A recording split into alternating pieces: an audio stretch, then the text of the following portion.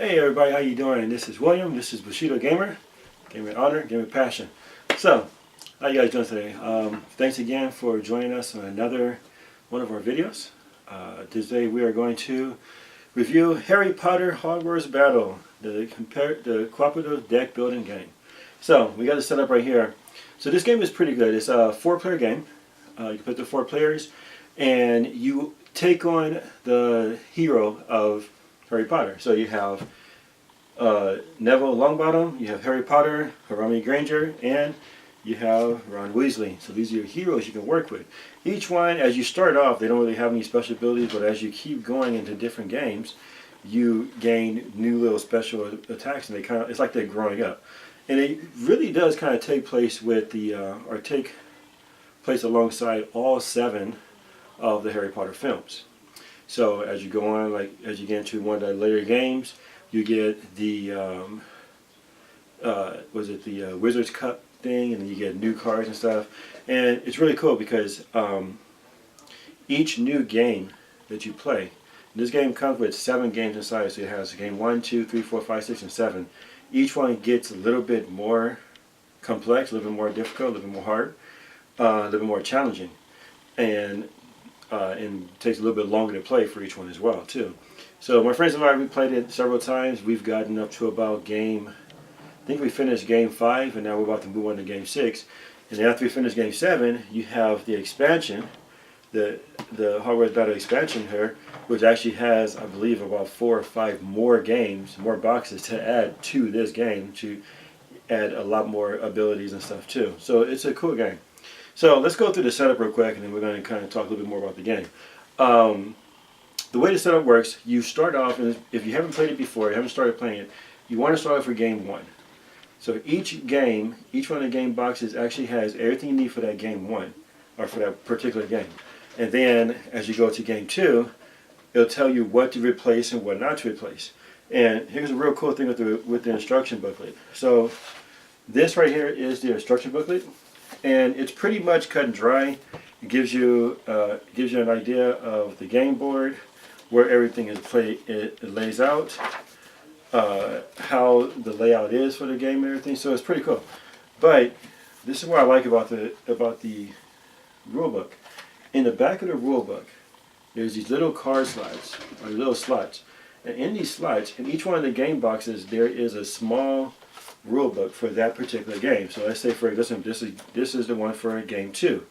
So once you finish game 1, you go to game 2. It has this little rule book in here, and it gives you some idea, or gives you some information about this new one. So, for example, the setup on this one, you get new location cards, so you can replace the game 1 location card with some new locations.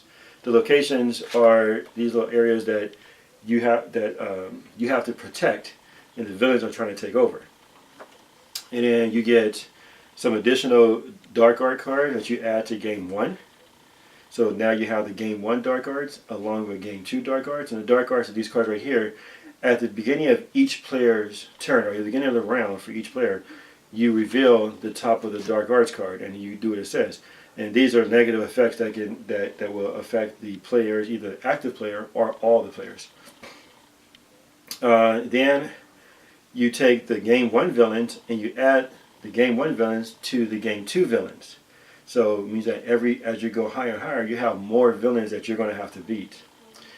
And then you have additional Hogwarts cards. These are the Hogwarts cards that you add to each one as well. So this deck starts small, and it starts getting bigger and bigger and bigger as you add more games into the mix. So that's really cool, and it has this little slot so you can go ahead and save these rules. So nice handy dandy little rule thing.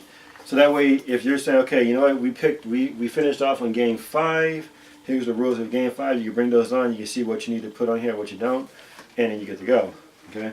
So the idea of the game is you have several Harry Potter villains, such as Peter Pettigrew, Draco Malfoy, and you have Dementors, and you have a Basilisk and other ones that you have to defeat.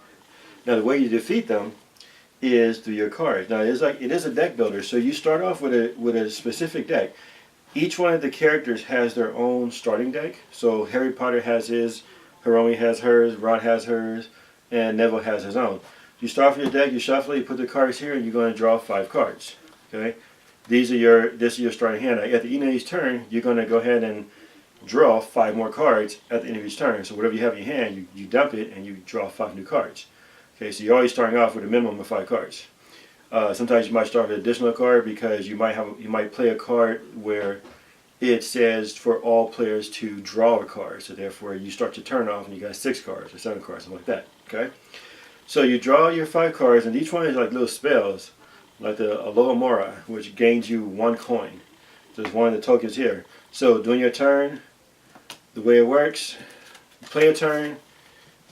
Before you start your turn, you reveal a Dark Arts card. In this case right here, this one says Educational Decree. For each card with a value of 4 or more in your hand, active hero loses 1 heart. So then if I look in here, if I have a card like these that has a little token icon on the bottom, so if I have a little token icon on the bottom, that means I had a cost. So if this card comes out and it says that if any card in your hand that has a cost of 4 or higher, then you lose 1 heart. So you start off with 10 hearts. As you take damage, that goes down. Once you get down to 1, that's your last one, and then you get 1 more damage, you're stunned.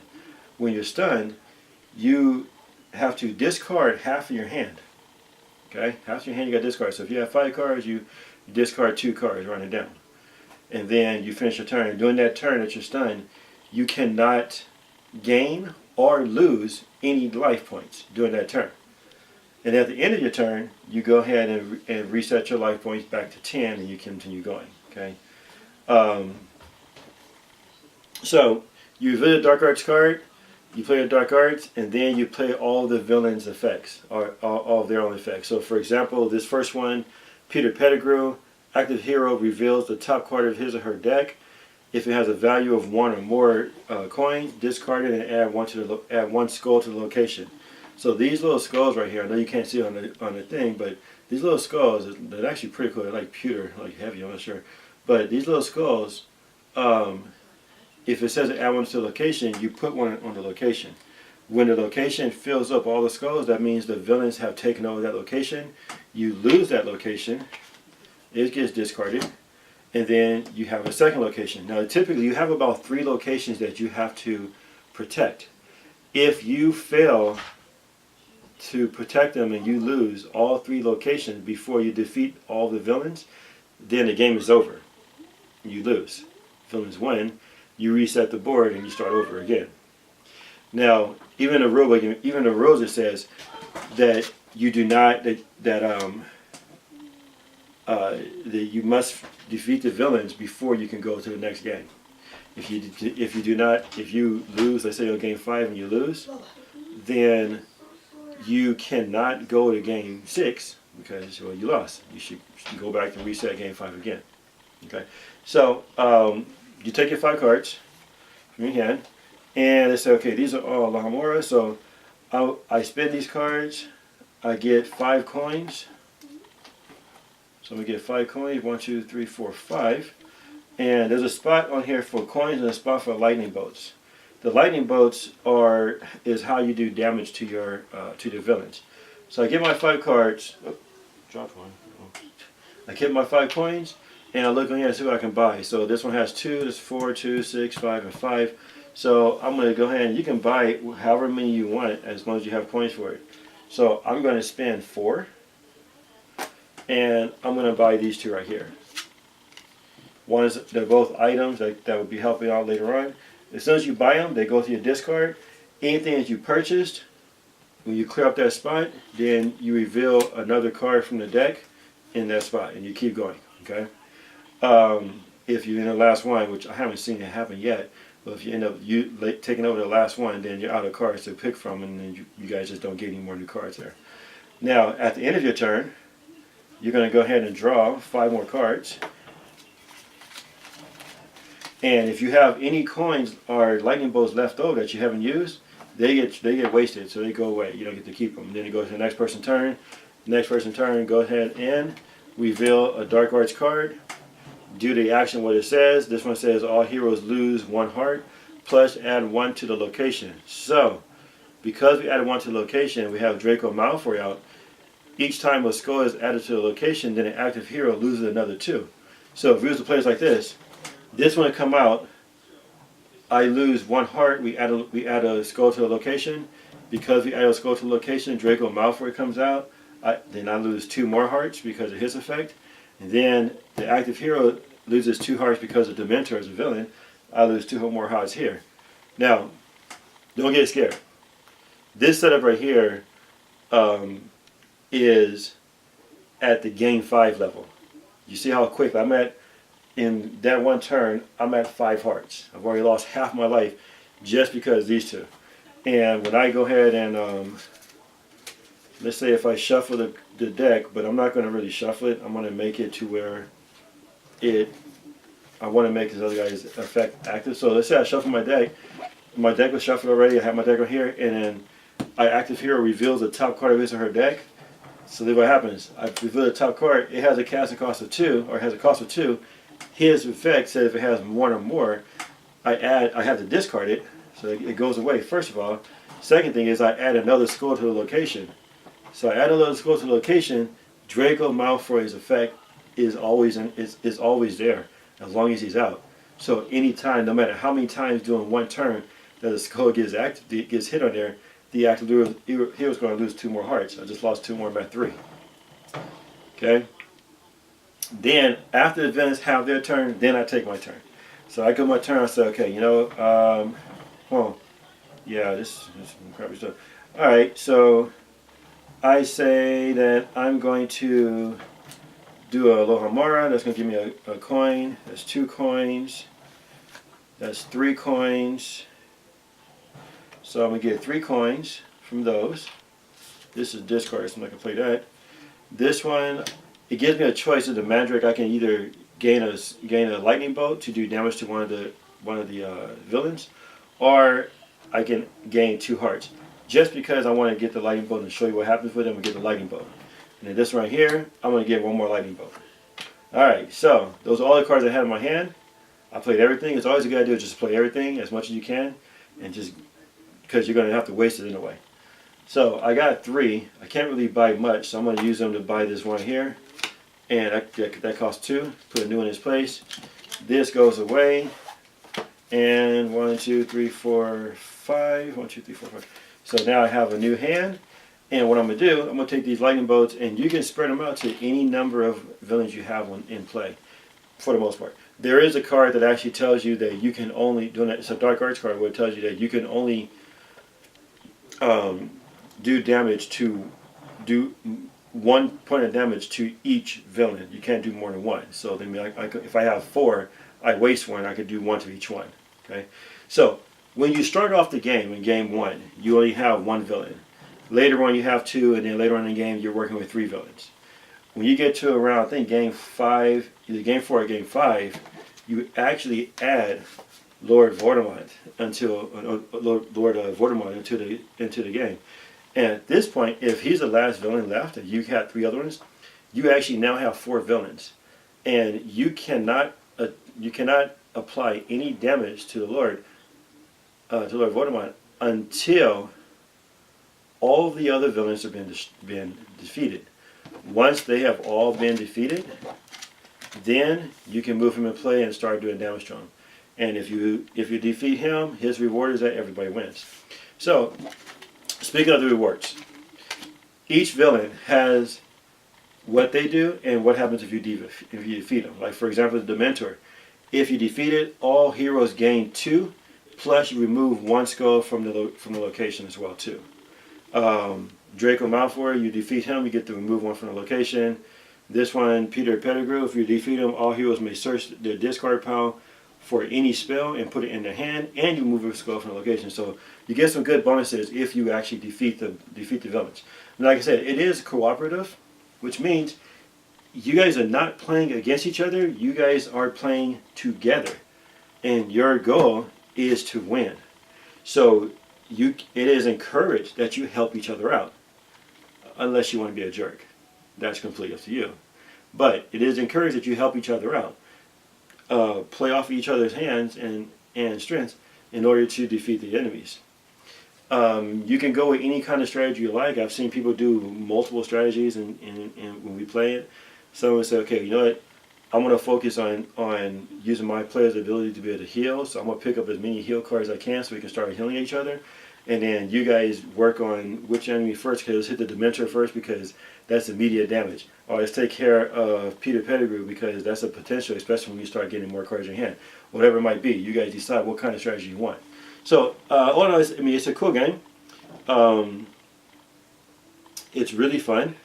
It's not difficult to play. Once you start playing it, get game one, you start getting the hang of it after game one, and then game two, game three, you keep going, and it does get a little bit more complicated. Like later on in the games, you start adding these house dice, and then later on, you replace the heroes with the older version of them as well, which have better effects to them and stuff.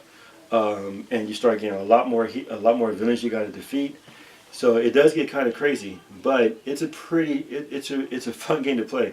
We played it going from game 1 to about game 4 in one play session, and didn't realize that we had been playing for like 3 or 4 hours. I'm like, wow, just take a break now. So it's pretty cool. But yeah, this is Harry Potter's Hogwarts Battle deck builder. And they have the expansion, which adds a new hero, more abilities, locations, creatures now that's in there, and of course more villains and stuff like that too. So it adds more to the game, and just increasing the playability of it really. The box is really cool because it has a lot of it has some departments in there to help you organize your cards. You have these kind of like index looking cards that actually have the name on it on top. Like for example, this one says Neville Longbottom starting cards. So that way, when I stack them together, instead of having to shove everything back inside the boxes, you have a spot inside the main box, and you can put them in there. I tend to still keep my location cards in here just to keep them handy, and just because I'm crazy like that, I guess. Yeah, so it's a good game. So let's go into a little bit of our ratings of it. So gameplay, fun factor, replayability, theme, and rules. So gameplay, it is fun. It does start off a little slow, but it's on purpose, because I think it's on purpose to let you get the hang of it first. That way it doesn't like just throw you into a mix with these super crazy powerful villains, and you're like, okay, you just took 8 points of damage on your turn before you got to do anything, kind of thing. But it does eventually get to that point. But by that time, you kind of know what's going to happen. You know what to do. So it's pretty cool. So gameplay, this game is actually, to me, I honestly think it is a super fun game to play. I enjoy playing this game. So this one is a definite 5. That is a solid 5 for me. For fun factor, fun factor is a fun game. The gameplay, it's easy, so that makes it a 5. Fun factor, it's a fun game. That's 5, definitely again. The theme, this game looks. I mean, it actually makes you feel like you're in the Harry Potter world. Everything, all of the graphics, all of the pictures, straight from the movie. I think it's actually licensed by the people who made Harry Potter, I think. So it's pretty good. It's actually a USopoly game. So I'll put their website on there, and I know I met some guys from USopoly before over at Tabletop Takeovers, and they're pretty cool people. This is a great game. The graphics are beautiful. The theme is right on point with the Harry Potter universe, down to the simple letters and everything. So definite 5 on that one. Replayability, super high replayability factor. I mean, this game, you can play this game over and over and over again. I played game 1 3 times. Yeah, probably 3 times, because I played with 2 different groups of friends, and we both started on game 1. And in fact, actually, my other group of friends, I didn't even play. I was watching them play, and I still had fun just watching them playing because it was hilarious. So replayability, definite. Replayability, I think I'd give it a 5 too. I know it's too easy, right? It's a 5, but it deserves it. It's a 5. As far as the rules are pretty simple to read. I did go over them a few times because I'm meticulous like that. I like to really understand what I'm doing. There were a few things I had to go back and check on, just to be sure, but nothing really like crazy. After we played it the first one, then I pretty much got it. Um, so there was a little bit of confusion on some parts. So I would say the rules, I'll give it a part of 4.5 on that one. But all in all, yeah, it's a great game. I highly recommend anybody buying it, to try it out. If you go to, actually, I think they might have it inside the game libraries at Strategicons. I'm not sure. I don't really go to the libraries all that much, but definitely, if you don't have this game yet in your library, you should add it to your library. I think it'll be a really good, exciting one to add in there. And it's ages 11 plus. So, I mean, your kids can play it and they'll have fun too, especially anybody who likes Harry Potter as well. So, again, thanks again for watching the video.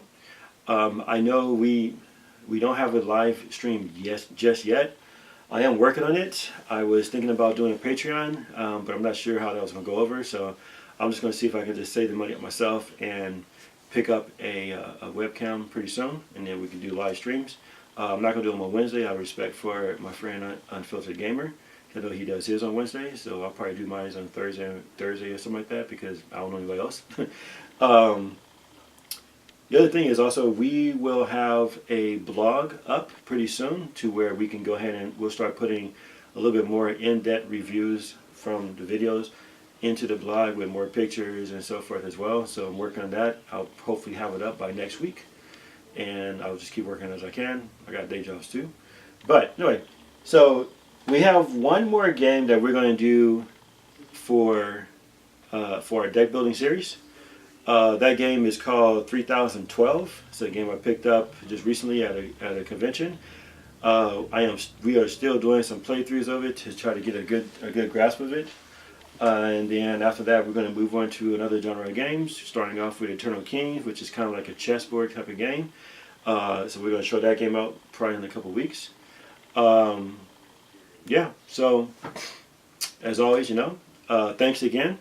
Our one subscriber, Trax, thank you. I haven't forgot about you. I know I owe you some stuff, and I'm going to get it out to you as soon as I can, I promise, okay? And for those of you guys, if you haven't subscribed, please subscribe to our channel on YouTube. Like us on Facebook, follow us on both, and share it with friends. And if anybody out there, if you're a reviewer, if you're just a person who watches a lot of game reviews, if you have any pointers for us, any comments, please share them. I welcome every comment that comes, whether it's a good comment or if you're trying to troll me, whatever. But I like the comments because that will make us better. I don't have we don't have the cool studio yet, but we'll get there. Right now I got to get set up for now. So, my friends, my honorable gamers, always game with passion, game with honor. Check you guys later, okay? Peace out.